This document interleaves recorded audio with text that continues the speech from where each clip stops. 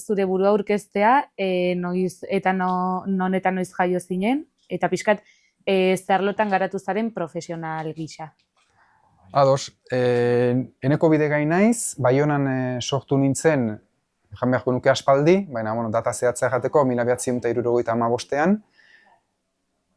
Kazetari lanetan ibili naiz nire bizitza profesionaleko lehen 15 urtetan, eta geroztik azken 15 urtetan unibertsitateko irakasle eta ikerlari kazetaritzari lotutako gaietan batez ere. Zein izan da zure motivazio nagusia Kepa Ana Bitarteren liburua idazteko? Kepa Ana Bitarteren biografia egitea pentsatu nuen, harekin elkarrizketa informal bat izan eta gero, ezagutzen nuen pixka bat, baina hasi zitzaidanen kontatzen bere gaztaroko gauzak, haurtzaroko gauzak, zenbat jenderekin ibili den, zenbat mugimendutan ibili zen, pentsatu nuen hemen badago biografia bat.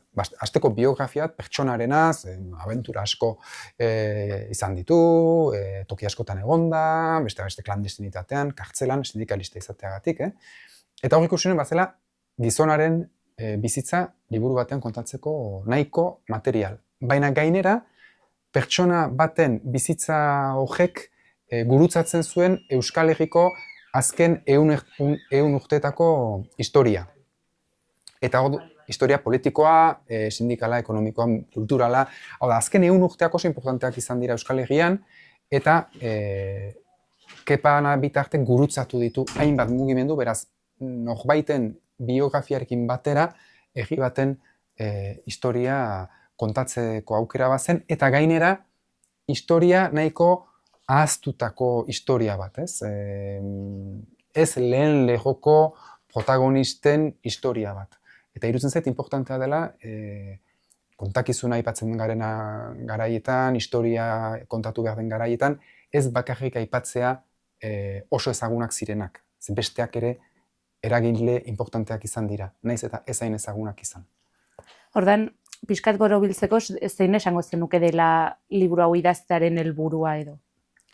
Helburua da, batetik, erakustea, azken 100 urte hauetan, Euskal Herriaren zapalkuntza konstantea izan dela, elementu jasangarri bat, jarraikortasun bat duena, ez dela hasi 1936an Frankoren altxamenduarekin, lehenagotik ere herri zapaldua zela, bai, noski badakigu konkistata ez, baina nahi dudana 1920ko hamarkadan, 1930ko hamarkada hasieran ere zapaldutako herri bat zen, eta Franko hilta gero jarraitu du zapaldua izaten. Ikusten hori erakustea. Baina horrekin batera erakustea, aldi berean Euskal Herriak sekula ez duela galdu askatasuna berreskuratzeko gogoa, gogo bizia eta beti jarraitu duela horretan, gora berekin. Eta uste hori helburua zakit, baina hori da liburuaren mezu nagusietako bat. Eta ze estilo literario erabili duzu liburu honetan? Biografia bat da, beraz alde horretatik genero zehatza da biografia, estiloaren aldetik literatura denik enuke jango, saiatu naiz hala ere nahiko narratiboa egiten, literaturara pixka bat hurbiltzen, ez da eleberri bat, baina nahi nuen eleberri bat bezala irakur ziteken liburu bat idatzi, beraz jango nuke dela kazetaritza estiloaren eta literatura estiloaren arteko hibrido bat, nola baita jateko.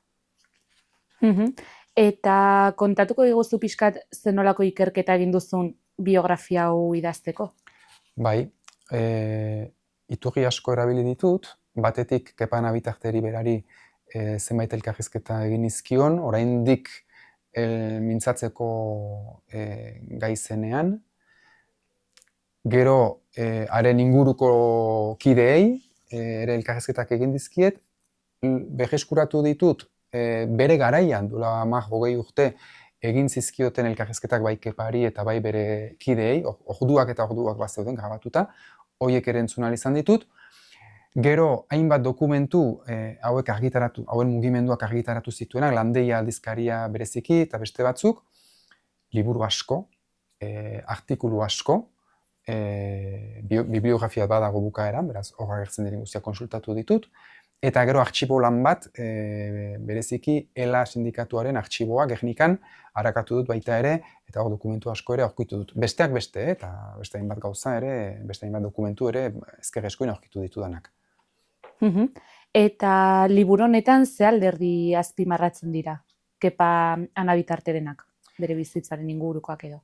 Bueno, kronologikoki dago egituratuta, beraz lehenik aipatzen da Kepa Anabitarte sortu zen urteko gertakariak Euskal Herrian, 1934a zen, beraz duela 91 urte, oso urte gogorra izan zen, hainbat gatazka izan ziren, horiek aipatzen dira, eta gero bere haurtzaroa, 36ko gerla, pixkat, oso gainetik, eta gerla horren ondorena, nola 4 urte zituela aita galdu zuen, eta orduan joan behar izan zuen eskolara Zaragozara, han euskara galdu zuen, eta gero itzuli zen Euskal Herrira euskara galduta, baina tarteka itzultzen zen, eta hor, 1940ko hamarkadan bere nerabezarora iritsi zen hamarkada horretan, klandestinoki, etxeetan ikusi zuen abertzaletasuna oraindik bazegoela, eta hor, kontzientzia politiko oso txikitatik hartu zuen. 50ko hamarkada da bere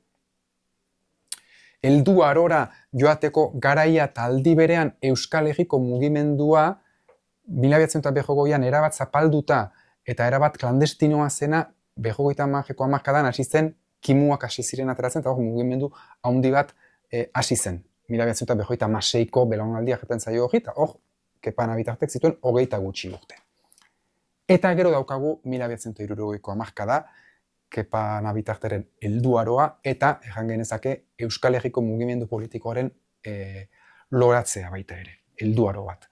Eta hor, dauzkagu mugimendu politiko asko, ikastolen sogera, mugimendu kulturala, ez toka mairuta, hor sekulako borborka ari zen Euskal Herria, Euskal mugimendua, eta hamarkada oso importantea izan zen, eta hor izan ziren eztabaida politiko sakonak, importanteak, determinanteak baita ere Kepa Anabitarteren bizitzan eta Euskal Herriaren bizitzan. Eta gero 70ko hamarkadan badagoalako itxaropenaren eta itxaropen zapuztuaren kronikatxo bat da, Franco hiltzen da 75ean, eta Franco hil zenean izan ziteken itxaropena berreskuratzea lehenago zegoen askatasun maila bat, autonomia maila bat, eta etzen ala gertatu. Beraz hor ikusten ditugu hainbat gorabehera politiko, hainbat eztabaida politiko, hainbat kontu. Eta gero, behar badaude gainbera urtea, 80ko hamarkada, 90ko hamarkada, gainbera, frustrazio batzuk, inertzia batzuk, eta abar. Eta hor, Kepa Anabitarteren ere erretiratze bat lehen planotik, baina bai hausnarketa politiko jarraiki bat eta mugimendu politiko, ez hain masiboak, baina hausnarketa politiko sakonak egiten dituzten mugimendu politikoak, bereziki Orreaga iritzi taldea, eta hori kokatuko genuke 2000ko hamarkadan, 2010ko hamarkadan. Kepa Anabitarteren bizitza hitz gutxitan. Euskal Herriaren gora berekin lotuta. Eta ze paper jokatu zuen Kepak ELA sindikatuan eta nola islatu zuri liburuan? Kepa Anabitarte ELA sindikatua klandestinoa zen, debekatua zen, sindikalgintza Euskal Herrian, beraz, ELA sindikatuak bazuen erbesteko zuzendaritza bat, miagitzen zegoena, eta talde aktibo edo aktivista bat Hego Euskal Herrian klandestinoki lantegietan sindikalismoa egiten zuen. Kepa Anabitarte zen Hego Euskal Herriko sindikalismo klandestino horretako zuzendaria edo arduraduna. Horregatik, haren atxilotzeko agindua izan zen, atxilotu zuten, klandestinitatean pare bat urte pasata gero atxilotu zuten, kartzelan egon zen, gero formazio politiko bat ere jaso zuen sindikalgintzaz, eta hor gogo eta politikoetan sakondu zuen asko, eta momentu batean Eusko Alderdi Jeltzalearen ildoarekin talka bat sortu zen, 70ko hamarkada hasieran.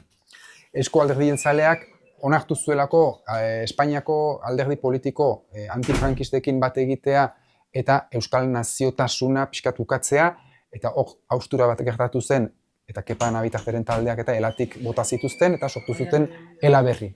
Eta horia, hausnarketa politikoetan gero eta gehiago sakondu zuten, zer den zapaldutako egia izatea, zer diren askatasuna lortzeko oinarrizko baldintzak, eta azken finean, Kepa Anabitarteren papera izan da Euskal Herriaren askatasunaren aldeko posizionamendu politiko oso irmoak, oso zehatzak eta landuak eskaintzea. Nahiz eta itzalpean gelditu diren baztertuak izan direlako.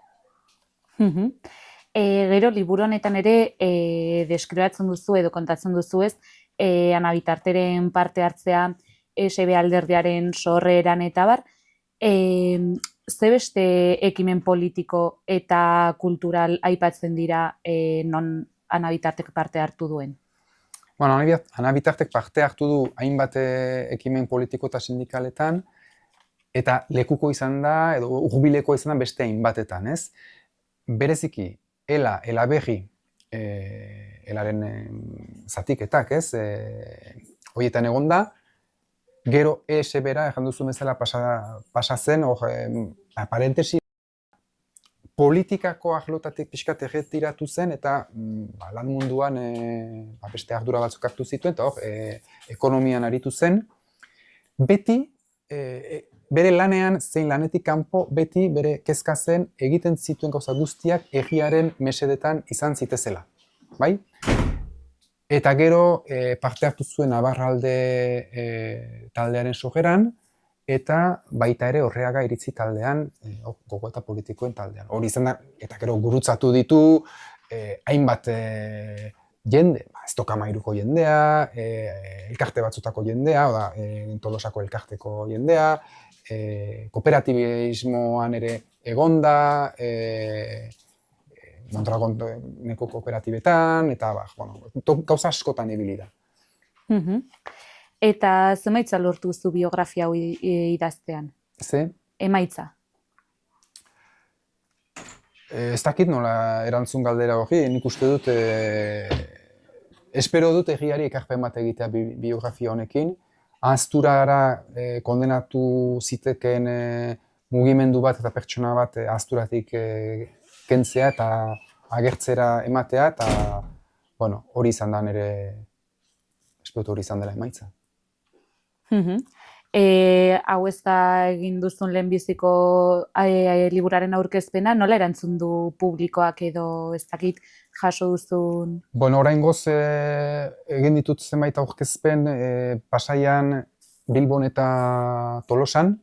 Hain xuxen, Kepa Anabitarteren sortegian, klandestinitatean egon zen hirian, eta bere ezkondu zen egian. Jende asko bildu da, 3 aurkezpen horietara, eta momentuz erantzun ona ukaiten ari naiz. Eta zer egin izan dezake biografia honek euskal gizartean? Nik espero dut gogoeta politiko horiek